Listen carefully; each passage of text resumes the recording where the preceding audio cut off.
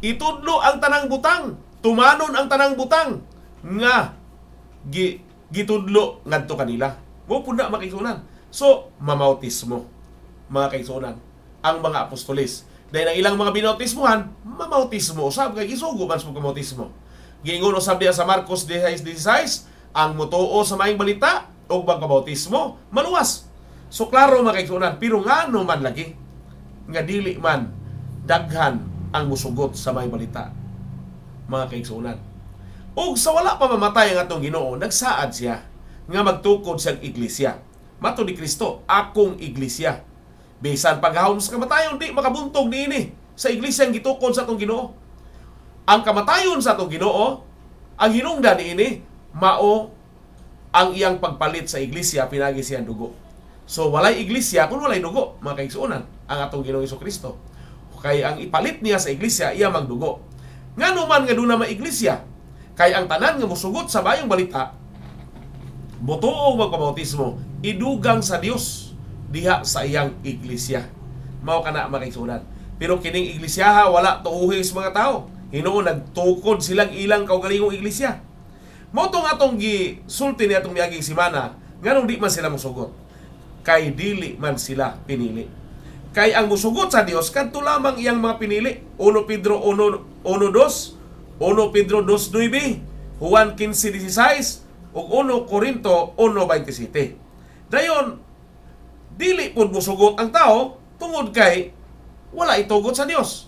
Kay nagaingon diya sa 2 Timothy 2:25, base na lang itugot sa Amahan nga siya may sangko sa pag-ilas kamatuoran. Mao to nga iwali ang pulong uban sa kalumo bisan pag dunay musupak. Kay kaning mga musupak uban basig tugutan sa Dios nga siya may sangko sa pag-ilas kamatuoran. So kung dili na itugot sa Dios, mo dili itugot sa Dios, di ka kaila. Kaya nag-ingon dito sa balaang kasulatan sa Juan, gawas kung itugot sa Amahan, dili gayud kamo makaari kanako. Mao na ba kaigsunan? So ang Dios mo'y magdani, ang Dios mo'y magtugot. Ha? Matod pa niya sa Juan 15:16, ako ang nagpili kaninyo, dili kamo ang nagpili kanako.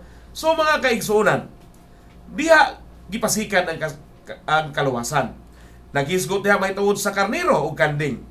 So ang mga karniro mao lamang ang maminaw, ang magpatalingog ug mutuman. Ha? Kaya nag-ingon diya sa Juan 16:16, ang akong mga karniro magapatalingog sa akong tingog. So katong mga dili karniro, dili gito ganahan minaw sa pulong sa Dios. Dili pud to mangita, mga kaigsunan. Dili to magpakabana, magpalingog-lingog. Walay pagsusi. Ha? Din ang uban mga kaigsunan, nganong dili man musugot sa may balita, kay dili sila ganahan sa matarong pagtulunan. 2 Timothy 4:3. Atong gitun-an ni atong mga semana, 2 Timothy to basa. 2 Timothy 4:3. Ato ibabasa ni Kang Bradwell aniya. Kay nagasingabot ang panahon, ang mga tao magadumili sa pagpaminaw sa matarong pagtulunan. Hinunua aron sa pagtagbaw sa ilang kaugalingong mga panghibog. Sila magapaalirong ug mga magtutudlo nga magapuhap-puhap kanila sa ilang na nagkatul nga madalunggan. Tapadayon, Og ang ilang mga dalunggan ilang ilingiw gikan sa kamaturan og ipaabong ngadto sa timutumo nga mga sigilanon. Apan sa imong bahin batuni kanunay ang pagkamalinawon sa una-una. So mao na mga kaigsunan. So ang panahon ani ana. Nga ang tao dili magpakabana. Way pagtagad, so adlaw-adlaw ta nagwali din sa live radio mga kaigsunan. Pero unsaon ta man nga pirti madaghanang kanding. Wa gyud magpakamatay ang atong Ginoong Hesukristo alang sa mga kanding. Ang gipakamatyan ni Kristo kadto lamang mga karniro. Di mo ireklamo uban si Kristo namatay alas tibuok kalibutan. Tinuod na alang sa tibuok kalibutan kay ang mga karniro naa mas tibuok kalibutan. Ha? Mga kaigsunan? Pero way mabasa sa Biblia nga gipakamatyan usab ni Kristo ang mga kanding.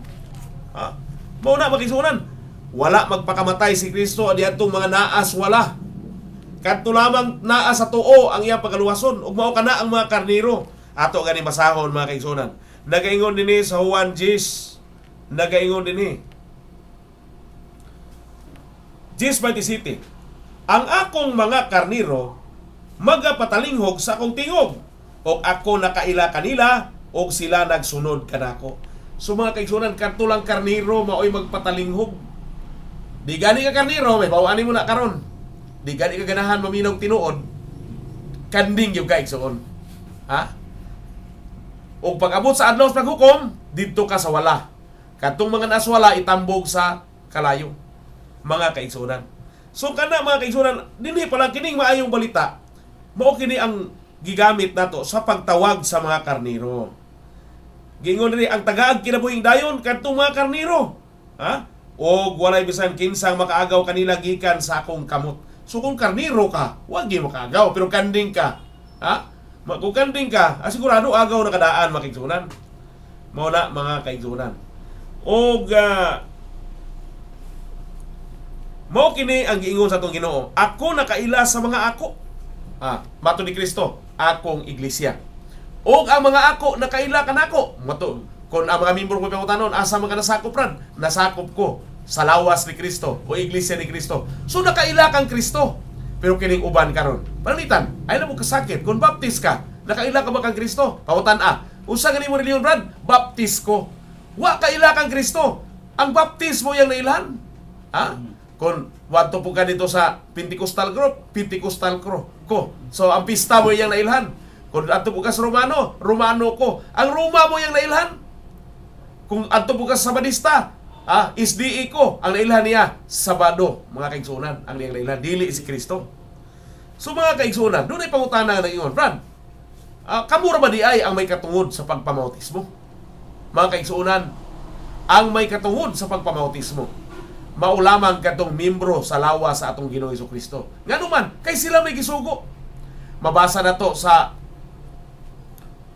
Roma. Atong basa niya, Roma 10, Brother Monmon, ikaw ba ito nagbasa ka kanina? Roma 10, 14 ba to? O sige, basahan niya. Okay. Roma 10:14. Apan unsaon man sa mga tao sa pagpangaliya kaniya nga wala nila tuohi. Ug unsaon man nila sa pagtuo kaniya nga wala gayud nila hindungi. Ug unsaon man nila sa pagkadungog kung walay magwawali. Basa, padayon. Ug unsaon man sa mga tao sa pagkawali gawas kon sila pinadala. Ingon sa naisulat katahong gayud sa mga tiil sa mga nagawali sa maayong balita. Apan silang tanan wala lang manumbaling sa maayong balita kay si Isaias nagaingon man, Ginoo kinsa bay nakatuo sa ilang nadungog gikan kanamo. Padayon. Busa ang pagtuo magaabot gikan sa badungog ug ang madungog magaabot pinagi sa pagwali may tungod kang Kristo. Mauna mga kaigsunan. So ang pangutana, dinhi natubag. Natubag na to, nganong dili daghan ang musugot. Gitagna ng daan, apan silang tanan wala lang manumbaling sa mayong balita. Kay si Isaias nagaingon man, Ginoo kinsabay nakatuo sa ilang nadungog kanamo. Busa ang pagtuo magaabot gikan sa madungog ug ang madungog magaabot pinagi sa pagwali. Usay iwali, mahitungod kang Kristo. Kung SDA pon, ang iwali kasuguan man ni Moises. Ang iwali maayong balita, mahitungod kang Kristo mga kaigsunan.